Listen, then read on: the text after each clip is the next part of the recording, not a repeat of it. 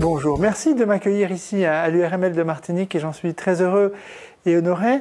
Je suis donc professeur de psychiatrie pour l'Université des Antilles et chef de service de psychiatrie et addictologie au CHU de la Martinique. Et j'ai la responsabilité également de diriger une équipe de recherche INSERM qui s'appelle l'équipe Outre-mer, qui est inscrite au sein d'une très grande unité INSERM qui s'appelle Centre d'études et de santé des populations, qui est dirigée par le professeur Bruno Falissard. L'engagement que nous avons pris, c'est d'apporter une contribution aussi forte que possible sur la prévention du suicide, dans ce qu'on appelle la prévention secondaire. Ça veut dire auprès de ceux qui ont déjà réalisé un geste suicidaire.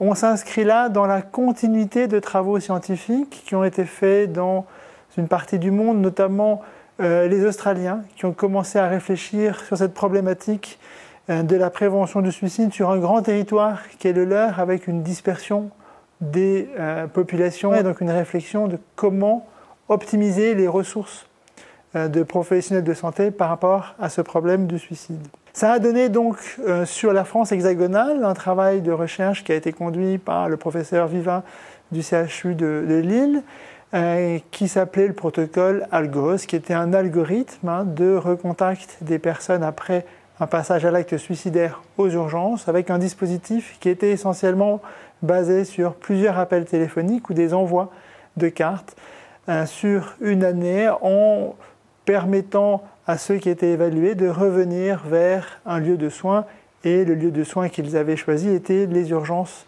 et les consultations de post-urgence.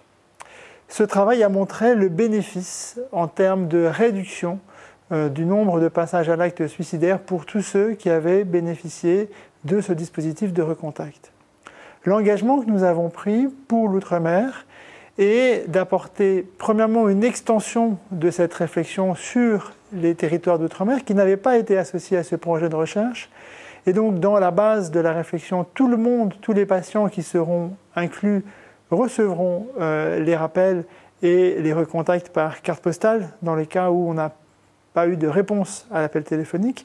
Mais on a considéré qu'il y avait une priorité à mettre en œuvre qui était de renforcer les liens entre les équipes d'urgence psychiatrique et les médecins libéraux et les médecins généralistes, en sachant à quel point les patients ont besoin de cette proximité, que cette proximité existe par la présence du médecin libéral, en particulier le médecin généraliste, et que souvent ces médecins ont peu d'informations sur la réalité de ce qui s'est passé, la gravité peut-être du geste suicidaire, quelle est la proposition thérapeutique qui a été faite, au-delà peut-être de l'ordonnance qui a été transmise aux patients.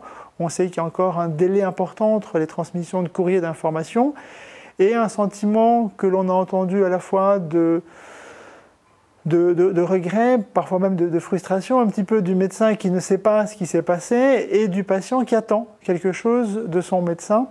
Et il nous paraît important de consolider et d'évaluer comment on peut mettre en place une action qui va structurer ce lien entre l'accueil aux urgences et le médecin généraliste.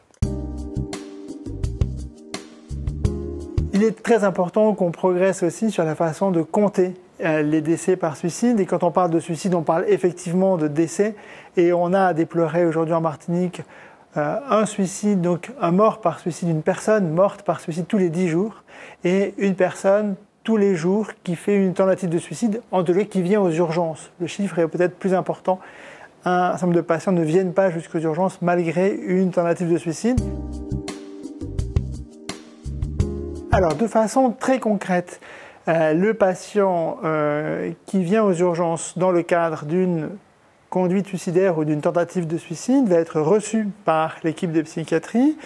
Et au terme de cet entretien et de cette évaluation, le patient est informé de cette proposition de participer à ce protocole de recherche qui s'appelle APSOM, qui veut dire Algorithme de prévention du suicide en Outre-mer, et on l'informe pour lui demander s'il est d'accord d'y participer. Et donc là, il y a deux bras, pour reprendre le terme utilisé dans cette méthode de recherche, un bras de contrôle qui est le bras de fonctionnement naturel des soins habituels et le bras actif sur lequel on engage ce protocole. Cela veut dire quoi ?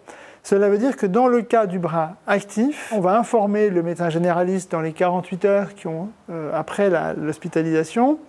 On informe le médecin généraliste qui a été identifié par le patient que ce patient a réalisé un geste suicidaire. Et on peut lui transmettre toutes les informations qu'il souhaite à ce moment-là. Et l'engagement qu'on va lier entre l'équipe de recherche, qui va être chez nous en Martinique, un psychologue ou une infirmière de recherche désignée. Dans les autres régions d'outre-mer, ce sera le plus souvent un psychologue dédié. Donc c'est cette personne de l'équipe de recherche qui va appeler le médecin généraliste, l'informer que l'on souhaiterait qu'il puisse recevoir le patient entre 4 et 6 semaines après cette sortie des urgences. Et on lui demande s'il peut nous donner le créneau de ce rendez-vous et que c'est l'équipe de recherche qui va en informer directement le patient.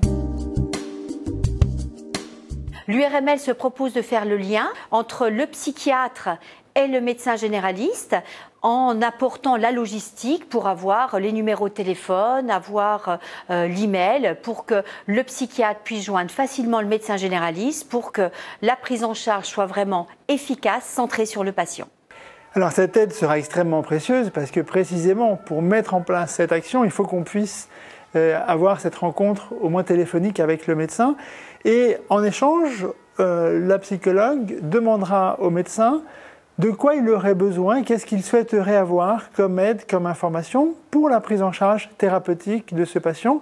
Et tout cela sur la période du suivi de l'étude auprès de chaque cas qui va être sur une année. Pendant une année, le médecin peut rappeler la psychologue de l'équipe de recherche pour lui demander une information, lui demander une aide, lui demander une contribution. Et ce sera aussi pour nous une façon de mieux évaluer quelle est l'attente des médecins libéraux, des médecins généralistes par rapport à une équipe de recherche, par rapport à une équipe de psychiatrie d'un CHU.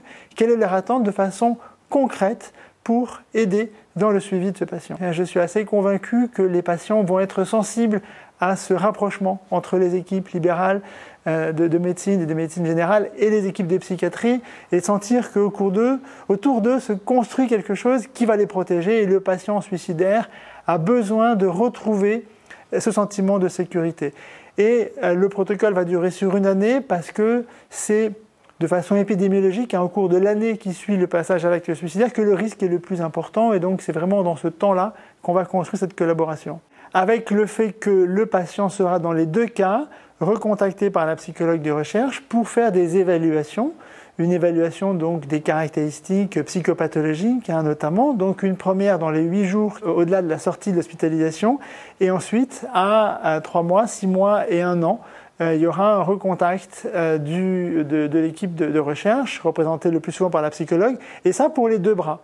Dans l'un des cas, il y a ce lien étroit et cette mise à disposition de l'équipe avec le médecin généraliste. Dans l'autre cas, on laisse les soins se faire et on laisse l'évolution naturelle telle qu'elle est considérée par le patient. Si le patient décide dans cette période-là tout seul d'avoir le rendez-vous avec le médecin généraliste, comme ça peut être le cas, dans ce cas-là, il ne pourra plus être dans le bras contrôle. L'étude en tant que telle commencera vraisemblablement plutôt dans la première partie de septembre et qu'on a là du temps pour mettre en place le dispositif, aller à la rencontre des médecins, avoir toute la logistique mise en place pour que dès le début septembre, on soit complètement prêt, informé pour pouvoir initier cette recherche dans de bonnes conditions.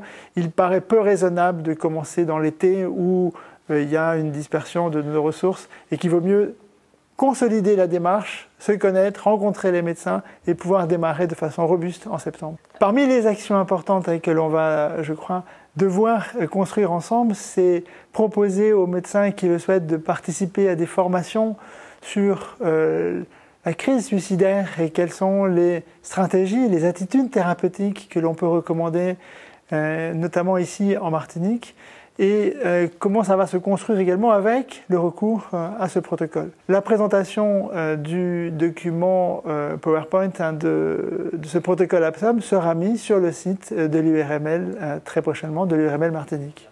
Alors, si le médecin a besoin d'une formation. L'URML s'impliquera avec l'équipe de recherche APSOM pour s'engager dans des formations pour que le médecin généraliste soit plus pertinent dans son approche et une formation adéquate pour avoir une prise en charge optimale pour son patient qui a un risque suicidaire.